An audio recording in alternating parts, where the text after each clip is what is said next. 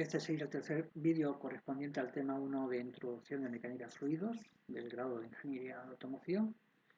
En este tercer vídeo lo que vamos a hablar son las propiedades termodinámicas, que sería el quinto punto del índice de este tema.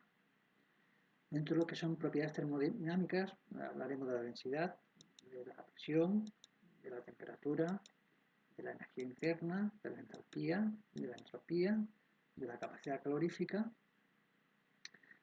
Y dentro de lo que sería la primera, pues hablaremos de la densidad. La densidad es simplemente la variación de la masa respecto al volumen, unidad del sistema internacional kilogramos metro cúbico, y el símbolo que tiene, que vamos a utilizar, es el sigma. También en mecánica de fluidos muchas veces se trabaja con densidad relativa, sobre todo a nivel industrial, cuando se trabaja en la industria, y simplemente es coger la densidad absoluta partido por la densidad del agua en condiciones normales, que es 999,9. Y después también muchas veces, que esto sí que también lo utilizaremos nosotros, que se llama lo que se llama el peso específico o gravedad específica, que simplemente es utilizar la densidad multiplicada por una constante, que es la constante gravitatoria G. Pues esto lo que me da es un valor de newton por metro cúbico, ¿vale? Y es la gravedad simplemente por lo que sería la variación de la masa partido por el volumen. La presión, como hemos visto en el vídeo anterior, es la fuerza normal superficial partido por el área donde actúa. Las unidades que tiene el sistema internacional son newton partido por metro cuadrado, que este tiene un nombre particular que se llama Pascal. Normalmente trabajamos con medidas derivadas de Pascal, porque Pascal es muy pequeña, entonces trabajamos con megapascales o con bares, que es igual a 10 elevado a 5 pascales. También pensar que tenemos que la presión, hay muchas veces que trabajamos con la absoluta, frente al cero absoluto de presión, donde no hay masa, está vacío absoluto, pero hay muchas veces que trabajamos respecto a la presión atmosférica. Entonces habrá que diferenciar siempre presiones relativas, que son respecto a la presión atmosférica, y las presiones absolutas, que respecto al cero absoluto, al vacío absoluto. De temperaturas, la temperatura es la medida del estado térmico de un cuerpo. Teóricamente vamos a utilizar siempre la escala Kelvin en K, y se relaciona con la escala centígrados sumándole 273,15. La energía interna es una propiedad termodinámica, está muy relacionada con la vibración que tienen las partículas en función de su temperatura. No tienen ecuación de estado, es decir, no tienen una ecuación mágica, pero sí para el modelo de gas perfecto, gas ideal, existe una ecuación para poder calcular esta energía interna, que es la capacidad calorífica a volumen constante por la temperatura en grados Kelvin. Esto me viene dado en julio partido por kilogramo.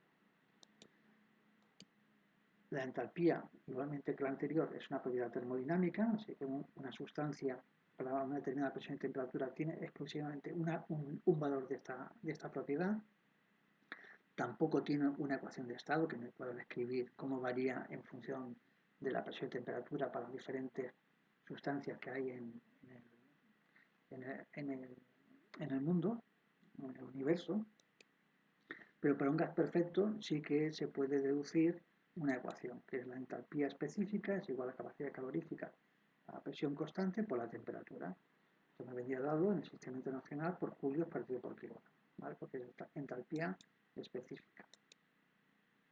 La entropía es otra propiedad termodinámica, también es una ecuación que generalmente no tiene ecuación de estado. La entropía lo que me indica indirectamente es la degradación que tiene la energía, y la parte no transformable en trabajo útil de la energía, y viene definido por la variación de calor respecto a la temperatura. Me viene dado como la entropía total en julio partido por Kelvin, y como la entropía específica como julio partido por Kelvin por kilogramo por julio.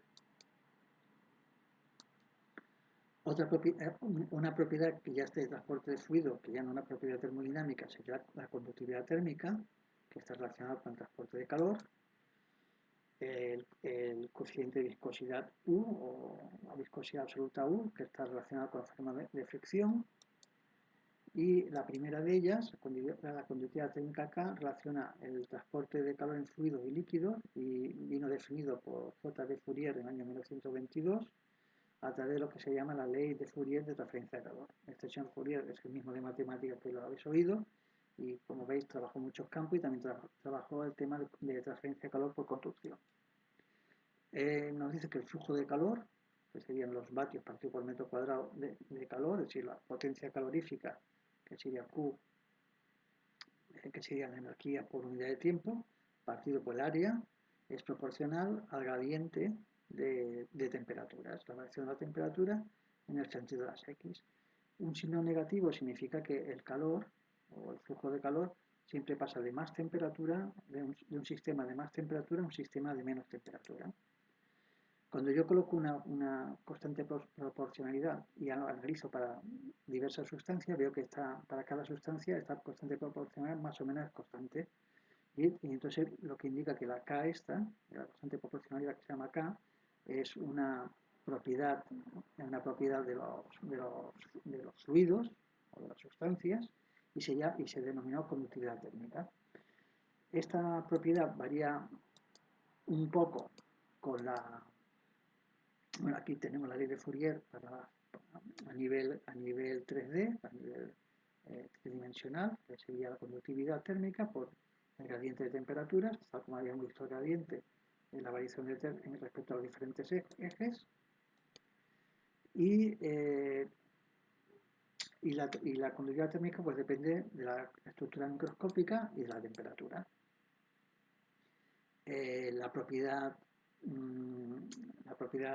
conductividad térmica o la ley de Fourier se lleva aplicado desde el punto de vista unidimensional y tengo una pared 1, una temperatura T sub 1, una pared 2, una temperatura T sub 2 y esto es un sólido que tiene un espesor L y una conductividad K, ¿vale? Y considero que la potencia calorífica, los vatios que atraviesan esta pared por 1 son los mismos que pasan por 2, ¿vale? Porque no hay generación de calor aquí dentro debido a fenómenos electromagnéticos, fenómenos nucleares o químicos, ¿vale? Entonces, por tanto, todo el calor que pasa por 1 será igual al calor que pasa por 2, pues se tiene que cumplir lo siguiente, por la ley de Fourier, sé que la potencia calorífica, los vatios, es igual al flujo de calor por el área, por tanto, como el flujo de calor sé que es la ley de Fourier, que es K por la variación de T respecto a X, la multiplico por el área, y lo que hago es integrar, digo Q, bueno, hago separación de variable, diferencial de X por Q, me quedaría esta forma, y aquí me quedaría la variable X, la derivada de la X, y en este otro lado de la igualdad, la derivada de la T. Integro entre dos, para poder encontrar la solución de esta ecuación diferencial, lo que hago es integrar entre dos posiciones conocidas, es decir, entre condiciones de contorno, y por ejemplo tendría para la condición de contorno de distancia x, para la distancia x igual a 0 sería la cota 0, la distancia x1 sería el espesor L, y estas cotas les corresponde la temperatura T1 de la pared 1 y el espesor L corresponde a la temperatura T2 de la pared 2. Yo integro directamente, me da esta ecuación y esta ecuación, si la reescribo de esta manera, me daría de esta manera que es muy conocida, la ley de conducción de calor, de potencia calorífica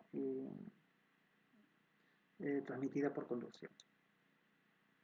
Y con esto termino ya la tercera parte de este primer tema. Muchas gracias.